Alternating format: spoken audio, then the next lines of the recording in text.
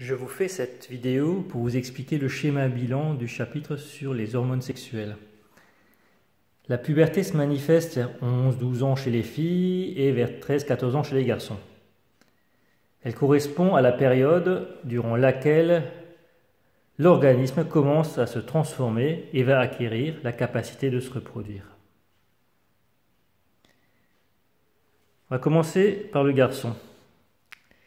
Alors, au niveau du cerveau, à la puberté, une petite glande qui se situe sous le cerveau, qui s'appelle l'hypophyse, va produire des hormones cérébrales. Ces hormones cérébrales vont, par le sang, agir sur les testicules, qui, à leur tour, vont produire une hormone, la testostérone.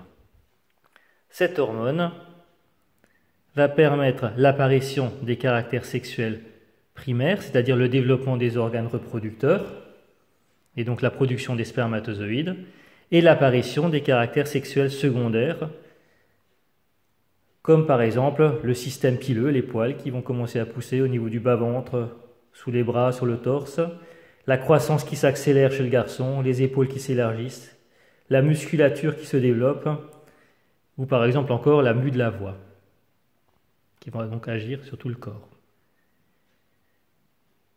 Pour rappel, une hormone, qu'est-ce que c'est? Une hormone, c'est une substance qui est produite par un organe, par exemple ici les testicules, cette substance va passer dans le sang et va agir sur un autre organe. Par exemple, la musculature qui se développe, au niveau du larynx pour la mue de la voix, etc., etc. Chez les filles, c'est pareil. La puberté commence un peu plus tôt, vers 11-12 ans. Et donc, au niveau de l'hypophyse du cerveau, là aussi, des hormones cérébrales vont être produites et vont agir au niveau des organes reproducteurs féminins, au niveau des ovaires. Les ovaires vont produire à leur tour deux hormones, les œstrogènes et la progestérone. Ce sont des hormones ovariennes. À leur tour, elles vont permettre l'apparition des caractères sexuels primaires, c'est-à-dire le développement des organes reproducteurs et la production d'ovules, et l'apparition des caractères sexuels secondaires.